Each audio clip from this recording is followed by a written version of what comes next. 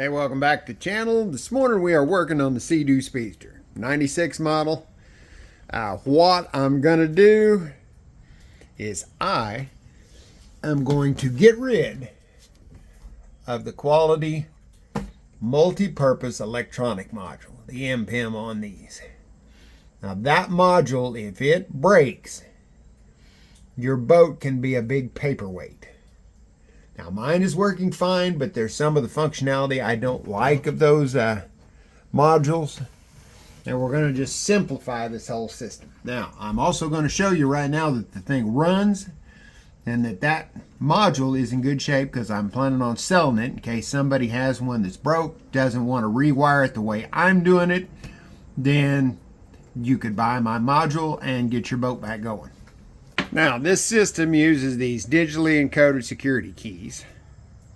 And that's one of the functions that I don't really care about because this boat's not going to ever be anywhere that somebody could steal it. But you put that on the post over here. And I'm going to show you that both engines run just fine. There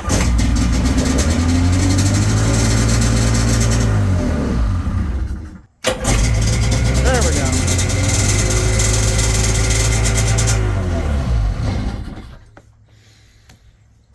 Right, so everything works on this module.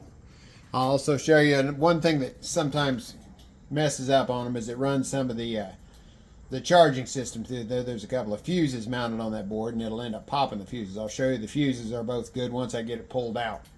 But it's a good working module. I'm going to sell it with the module, the DES post, and I think 2 keys that I've got that are programmed for it. Now, that's another thing. If you want keys programmed, you either got to have a special Seadoo programmer or you've got to take it to a dealer.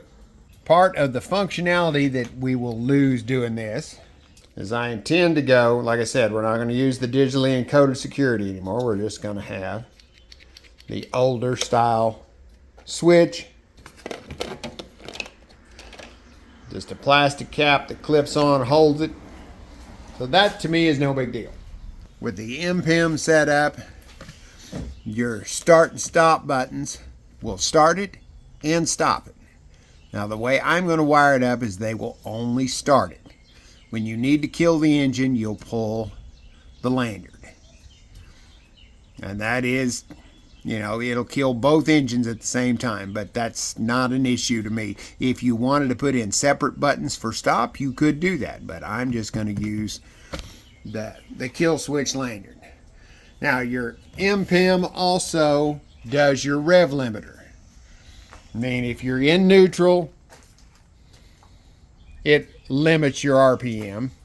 That's another thing I don't like. You have to generally, I've got this bypassed, have had for years, but normally you have to start it in neutral and then go back into gear every time you take off.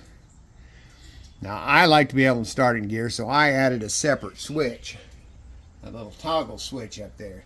That fakes it into thinking it's in neutral because the way the module is wired up, if you have it in neutral, you have a low rev limiter. If you have it in gear, it won't engage the starter. So you had to add the switch to bypass it or just keep the switch that's in here.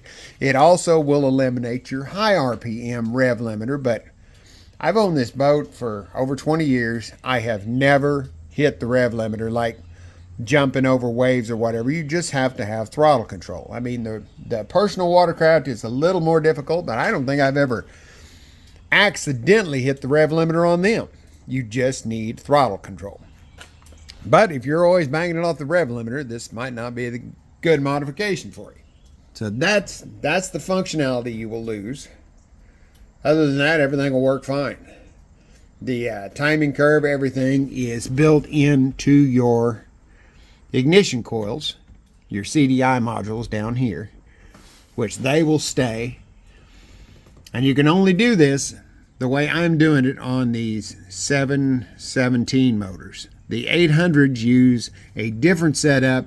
Part of their ignition timing is tied up in the MPEM module, so you can't do this on the 800s, or at least not the way I'm doing it. Yeah, the first thing I did was disconnect the negative battery cable over there because we don't want to blow anything up. And I'm going to take and get the MPEM module out of there first thing. Now it's got quite a few wires going to it, but none of it is real sophisticated.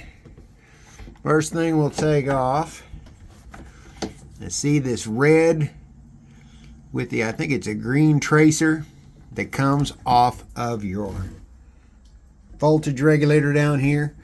We'll disconnect it here, and then we'll disconnect, because that goes into the MPEM there, and basically through this fuse, and comes out the other side, goes down to your solenoid where it charges your battery. So we'll pop that bullet connector there. We'll take the nut loose there, take the wire off there. That will disconnect those two. You have the same thing for the port engine. They're just red. Same deal. Comes from the voltage regulator, MPEM out to the port engine's starter solenoid. So we'll take those loose, because the other wires that go to your voltage regulator come from your stator, these 4 yellow wires. So they all go back out down to your engine. And we'll have to rewire those. So now if you've got your kill switch wires that come from your coils down here, the one wire coming off it, they join in here, goes to the MPEM, and then goes back up probably to the front, to the, I'm not sure where they go up front, but we'll track that down here in a little bit. But first off, to get them out of the, to get them disconnected from the MPEM, we'll snip the wire here on both of those where they come into that 3-way joint. We'll cut both of those. And then we've also got some starter wires that come down, black and yellow, for each engine. They go to your starter solenoid. I'll probably just disconnect them at the clip at the solenoid for now till we get them out of there. So I'll get all that done and then we'll move on. Hey, the module came right out, no problem. The connector that goes to the boat, here on the outside of the box just got a twist, pull out, then a nut that holds that in. Then that whole wiring harness pops out there. I was going to show you. Hopefully we can focus on this. One fuse.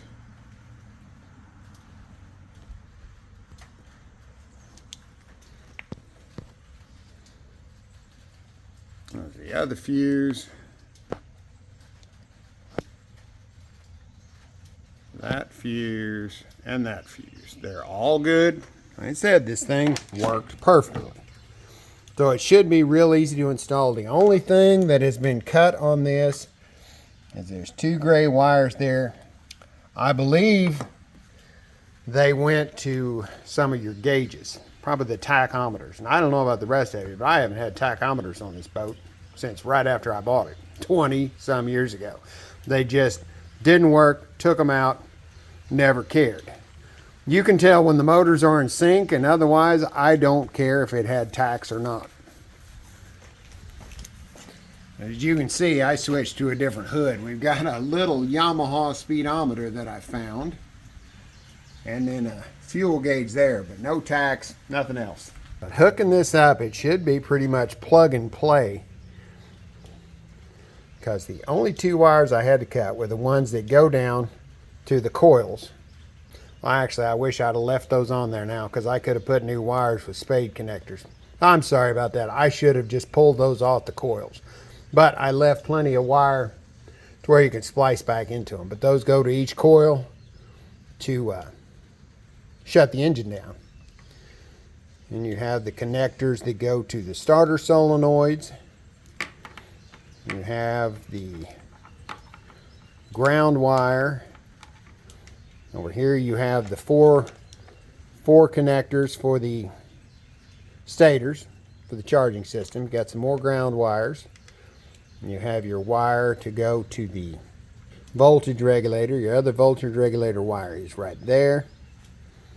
So it should be real easy to reinstall. Because I understand cutting all this like I'm going to be doing and rewiring, it can be a little intimidating. But if your MPEM is fried, this one should get you back on the water. Well, this connector right here is not actually hooked to the MPEM, just hooks down to one of your battery lines on your solenoids. It's got a fuse, runs up. I believe that runs up to the gauges. Well, no, that probably runs up to like your lights and your blower motor and stuff like that. And since the connectors that go down to the coils are just spade connectors, I will fasten these wires back on, so it will be plug and play on that too. I shouldn't have cut them, I just wasn't thinking. But I'll take them off the coil because I'll just make all new wires for that. I'll splice these right back in, so you'll be good to go as far as that. Now the other interesting thing, I was looking at the back of this.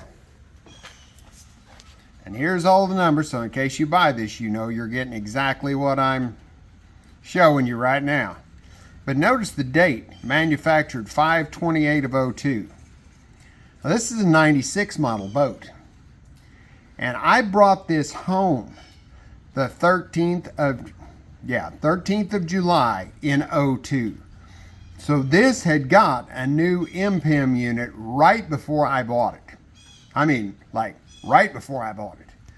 Because I had wrote down in my notes that I don't remember what it was doing, but the stator wires were crossed up in the box, in the electrical box there. So when somebody had put it back together, they had got some of the stator wires backwards, and I fixed that. I don't remember what problem it was causing. It's been too many years ago. But I did have it in my notes that I fixed cross stator wires. And that's why the stator wires were crossed, because they'd been in there and put in a new module.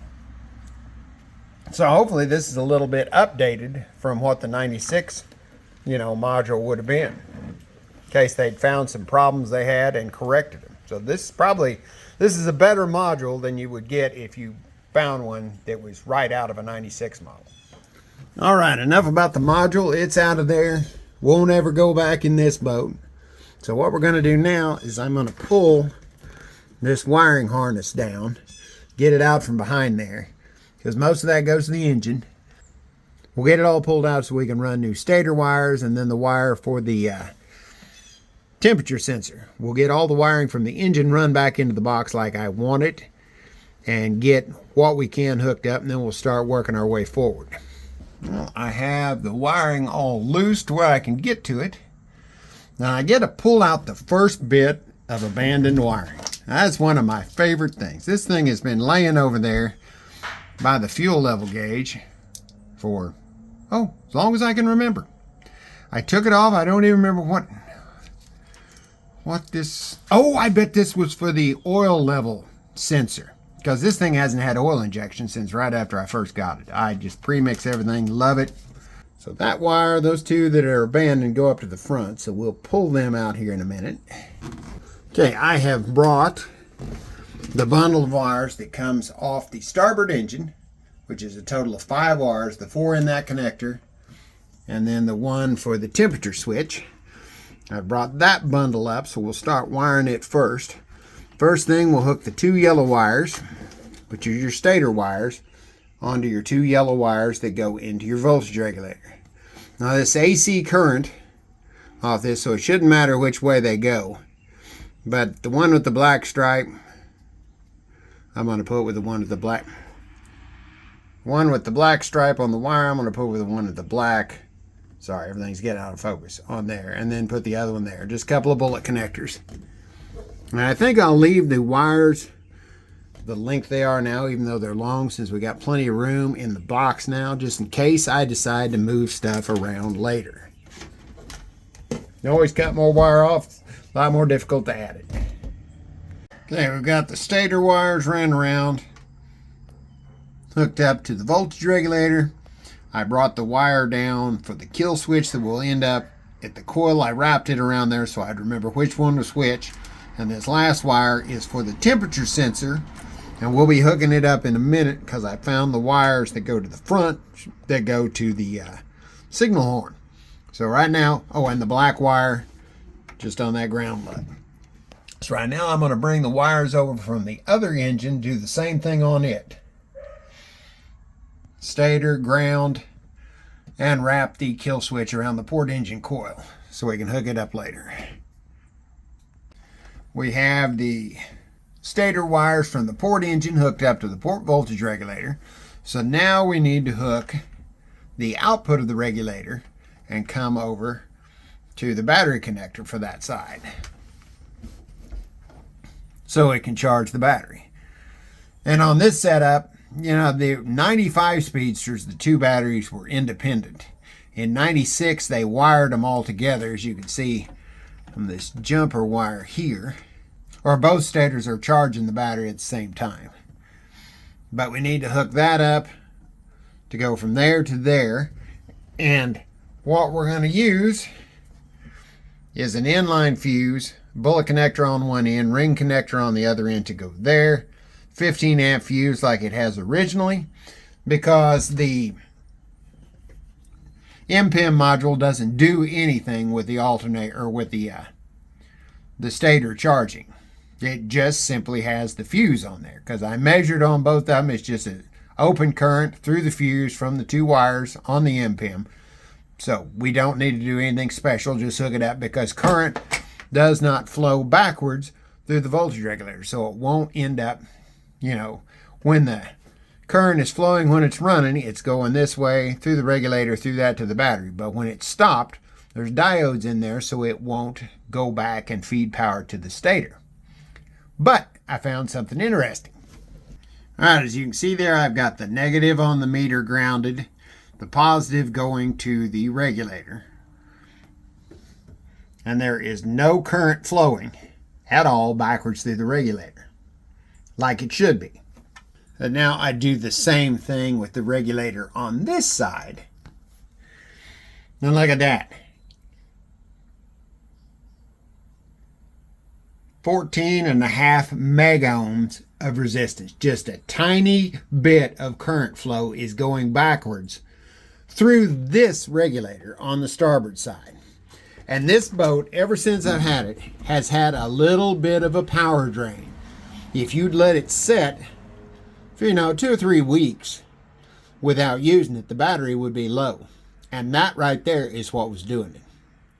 And it was so minor, I had never bothered to check it. But it is that voltage regulator has a little bit of current seepage through one of its diodes that it's feeding just a slight amount of power back to the stator and running the battery down. So this worked out good. I found the power drain. We'll just get a new regulator for that side and go on. But right now I'm going to hook these to there with the fuse. All right, there is the fuse holder for each charging circuit. So the charging circuit is done. Stators are hooked to the voltage regulator is hooked to the battery. So that's good. That brings us down to the 2 wires coming from the engine that go to the overheat sensors. And they work by grounding out if the engine overheats. Right now, sitting here cold, there's no conductivity through these sensors. But if it overheats, then they'll conduct. So I traced the 2 wires. These 2 wires go up to the horn. So we'll bring these through. So we'll bring them through into the box, and what I'm going to do is run another power wire off there with a fuse. I'm not going to put these to where they're switched power or anything like that. I'm just going to run a small amperage fuse with a wire, fuse blocks coming to the power, going to the horn. The other wire coming back from the horn, I will hook to both of these. So if either one of the temperature sensors ground out, it will sound the horn off. And if something goes wrong, when it's setting and one of the sensors grounds out, all it'll do is sound the horn till the battery runs down. So it's not a big deal there, or blow the fuse. And so that should work fine. I mean, even with it hooked up the way it was in the factory, you didn't know which engine was overheating. You'd have to basically come back and unplug one or the other and see which one shut the horn off. So I'm going to wire that up next, and then we'll test it out. All right, I hooked the fuse here, put a 3 amp coming off the solenoid there, hooked it to the wire that goes up front with a butt connector that goes up to the speaker. The two wires here come from the engine sensors. I just butt spliced them to the one that comes from the other side of the speaker. So we'll keep that out of the electrical box. There's no reason to put it inside. Now we can test. There's nothing else there that's going to hurt anything if I hook the battery back up. So we'll test the two heat sensors. And I hooked the battery back up. No smoke came out of anything. That's a good sign. Hooked an alligator clip onto that connector that goes to the heat sensor. At the other end here, if I ground this, it should set off the buzzer. There we go. Now, check the other side. Side number 2. Works good. Now, hook this back up, disconnect the battery again, and go back to wiring something else. Okay, I mentioned earlier that little silver toggle switch was my switch to fake it out and making it think it was in neutral. It comes down these two wires here, and I spliced them in to the neutral switch right there. So I'm going to cut that, drag those two wires out the back because we don't need those anymore, and get them out of the way. Okay, I think I've identified all the wires that were in that plug that went into the electrical box. This group right here went to the DESS post that stops the engine. These two were each starter wire. And then this black and red send power. Will hook those up in the box, fuse power to it, and that goes up to the front fuse box that runs bilge, lights, and the blower. Well, we should be close to figuring this out. Okay, next up we're going to hook up these two large red and black wires. That's the power and ground that run up to the fuse block that's in the steering console. And that runs, the power runs all the accessories up there like the blower, the bilge, whatever. And things like the starter switches and stuff are also grounded through the fuse block. So your ground wire here, you know, along with all the accessories are grounded through the fuse block, plus things like your start button will also be grounded through there. So we need to put a ring lug on this, put it on that post in there, and then we'll take one more fuse holder, hook it from probably here, and connect it to this wire with a 20 amp fuse because that's what it had originally. Okay, I've got the fuse block for the front hooked up to this wire here, 20 amp fuse, hooked the ground to the lug like I was saying just a second ago. I hooked the battery up. Once again, no smoke, no sparks. So let's check to see if the accessories work.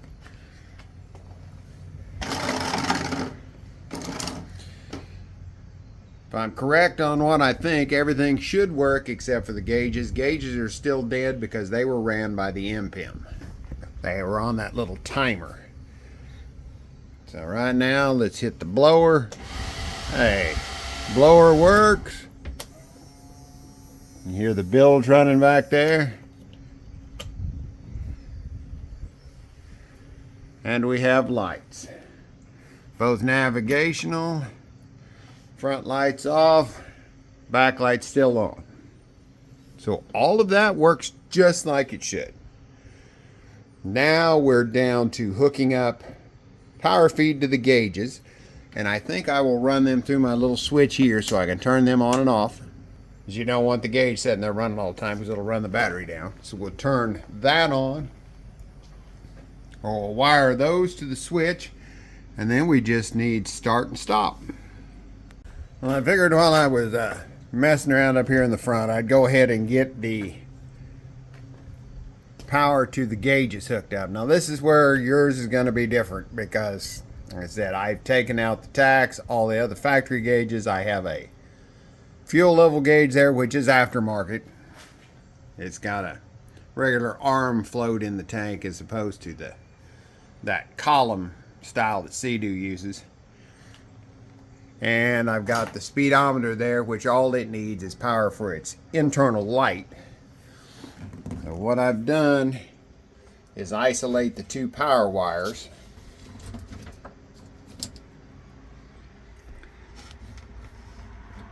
This one here, this one's coming off of your speedometer, this one's coming off of your fuel gauge. Goes to that block there. Sorry if it's getting out of focus. This other power wire just ran up to the lights on the speedometer. Now what I'm going to do for power to those is this orange wire right here comes out of the fuse block over there, and I honestly can't tell you what it was originally since I've rewired so much stuff over the years, but it's a power wire, and I have run it up to a 12-volt receptacle there under the hood like you use for inflators and stuff. So I'm just going to tap into it, run it over through the little switch right there for power, and then tie these two on the other side so I can just flip that switch to turn the gauges on. And for the switch, found this at the local auto parts. Nice little push button latching switch. I'm going to use that for the gauges. Requires a slightly bigger hole in the console than what I've got now, but the gel coat was a little jagged around the hole, so I'll smooth that out, put this in. Now this one is not waterproof according to the manufacturer, but Sierra Marine makes one that looks identical to this that is 100% waterproof for marine use. So I'll put this one in for now. If it messes up later, I'll probably go ahead and buy the one from Sierra Marine just to have it in stock. But the little toggle switch that I had on there, it wasn't sealed, and it every once in a while would have a little problem with contacts, so you'd wiggle it, so that's why I'm replacing it. Okay, one of the little complaints about this switch was it didn't have any instructions on how to wire it up, but it's not too difficult. The green wire is your 12-volt in, so I spliced into my power wire. Your red wire coming out of this switch is your load, so that's hooked to my two wires going to the two gauges. The white wire is to light up the little LED in the switch, so I hooked it up too. And then the black wire, hooked it to ground. That's the ground for the LED. The blue is apparently unused. I actually found a wiring diagram too that said it was unused, so that should work good. And we'll put that in, put the switch in, and see if it works. Okay, got the battery hooked back up. There's the little switch mounted in there. I like that a lot better than the toggle switch. Now when I hit that, that should turn on the fuel gauge, the backlight, and the backlight there. Oh, that's cool. As you can see, fuel gauge is on. Backlight's lit up. You see the backlight in the Speedo there, it's on. Kick the power off, everything shuts off. So you just got to remember not to leave that turned on, but the worst that happens is you run your battery down. But with the light up LED, or with the light up switch, shouldn't be a problem. And I'm going to go ahead and get that Sierra Marine one coming in that's totally waterproof, so won't ever have any trouble with that. So now we're down to start and stop. Okay, we're going to work on the stop button next, the stop switch, the lanyard. Well, this is the factory setup. Goes over to the DESS post, and it has 3 wires. We only need 2 because all we have to do to kill the engines is to ground out the 2 coil wires. So I'm just going to cut this right about here, and we'll splice in some wires going to the new lanyard post. Ran into a slight problem with the kill switch. I bought a aftermarket replacement for the older Seadoos. It's not the digitally encoded thing, but number one, it's kind of cheaply made. I don't know if the OEM ones are any better. So it's a little bit flimsy. 2, it doesn't fit in the hole that I have in the console very well. I was going to have to modify the... So I went for a little bit of a road trip. Doesn't take much to talk me into going on a road trip. Picked up a different kind of kill switch at AutoZone, and this one is set up either way. You can normally open, normally close, just depending on which set of contacts you use. And this should fit in the console better. So I'm going to hook that up. We'll get it put in, test it out. Okay, we are down to the kill switch. And the problem with the kill switch is that it goes off the wires that go to the coils. Each one of these wires here comes from your charging coil under the flywheel that triggers your ignition coils here. And to shut the engine off, you have to ground these extra wires that I've put on here. You ground them, it'll shut off each engine. The problem is you have to keep them separate. I'm trying to use one kill switch, but if I tied them together like this and run it to the kill switch, then the pulse from one engine would also be going over and firing the other engine. So when they were running together, they would not run right. I tried to use some diodes in these lines to keep them separated. That did not work. It was still getting enough feedback that they were not running right when both of them were going. So we're gonna hook them up through independent relays. We'll use the kill switch to run the two relays. The relays will be independent. Shut the engine off. Should be good.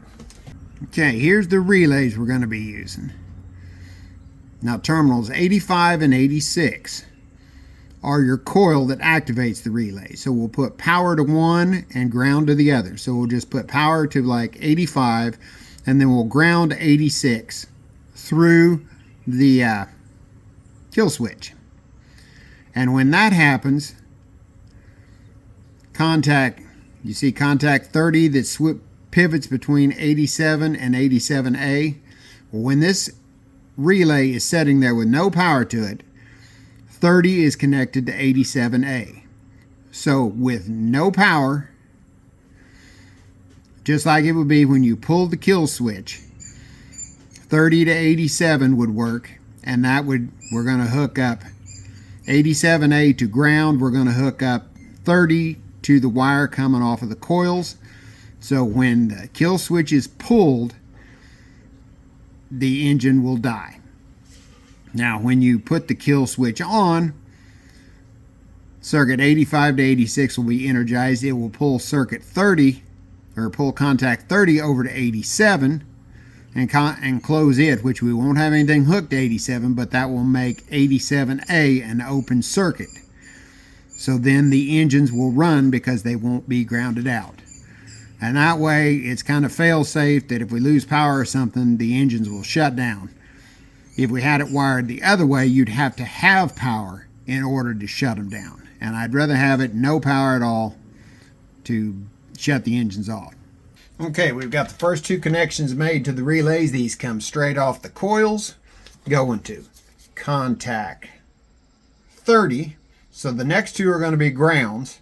I've got a little splitter made. We're going to go off 87A on each one, and then that will hook to the ground lug in there. Okay, there's the ground wire hooked up. There's the lug. I'll hook it up to the ground post. Okay, the next wire harness is made. These will go onto contacts 85 on each of the relays, and that will provide power to the coil in the relay. And then this will just tap into an existing power line I've got in there. All right, I'm sitting here editing the video and realize I missed a section there of the wiring on the relay. I had it hooked up to where you had power going to connection 85, which energizes the coil through the relay.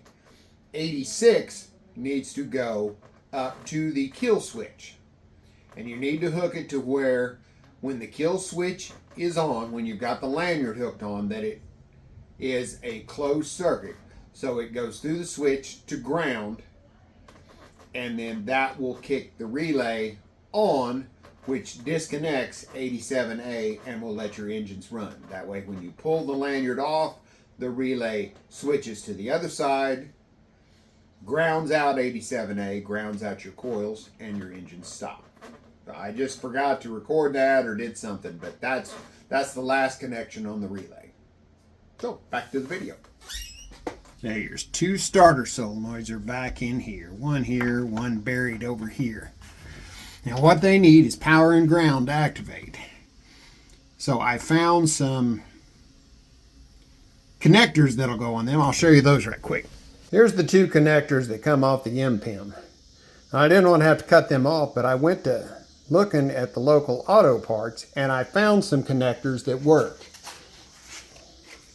And I'll put this up in the description, but the standard TX3A is apparently a real common connector used on a lot of Chevrolets from like the 60s till now. And it's the same thing. So we'll put these in, we'll slip these in, then we can hook power and ground to them. Like I said, one side of the solenoid needs power, the other needs ground. So I think what I'm going to do is pull power off this fused line here, which is what I ran up, if you remember what I ran up to the overheat sensor. So we can just, I'll probably up that fuse to like a 5 amp, just add another bullet connector, run power to each solenoid.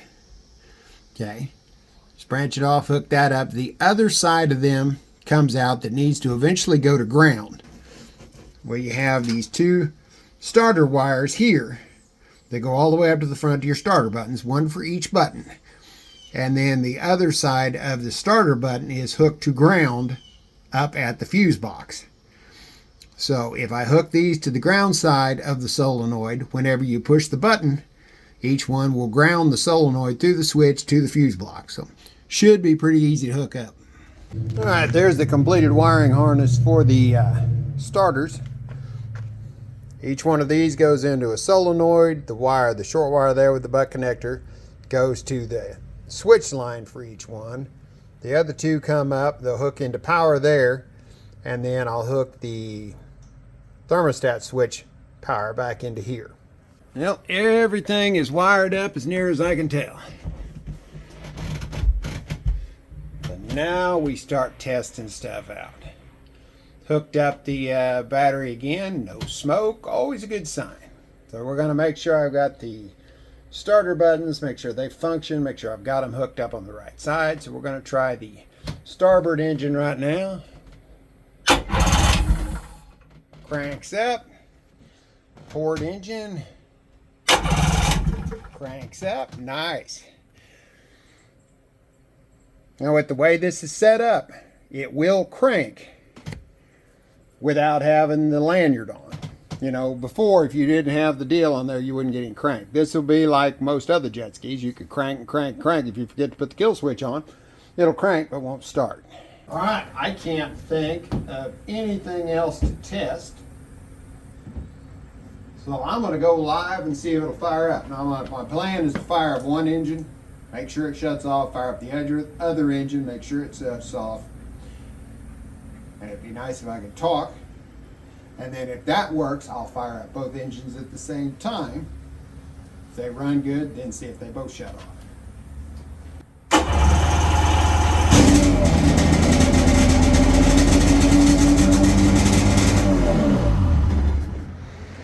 One.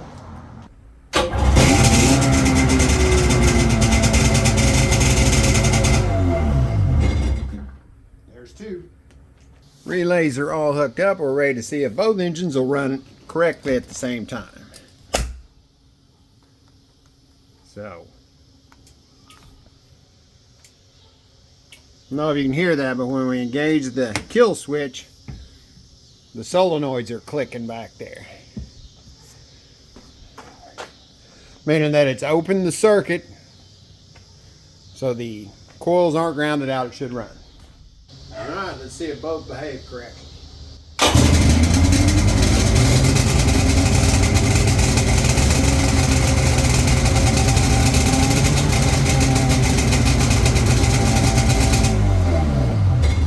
Sounds good to me. Because when I tried that before, I had the diodes in there, you could tell it was missing really bad because each engine was trying to fire the other one off time. So that works good. Shuts it right off. Should be good to go. Okay, about to wrap this up. I know it looks like a mess, but I know where everything goes. Zip tied the two relays up onto one of the battery wires. They're foam taped together. Put the cover back on, everything's fused, everything's good. I'll clean up some of the wiring out there later. It's not a big deal. I'm always tinkering with it, so I'll make it look better sometime. Like that rat's nest up in the console there. That was the way it looked from Seadoo. And in here wasn't much better. Let me get the cover on, and I think I'm about done. I finished up on the electrical stuff yesterday and actually got to take it on a cruise today after work. And as expected, everything works just beautiful. I don't think I could ask this boat to run any better than what it does.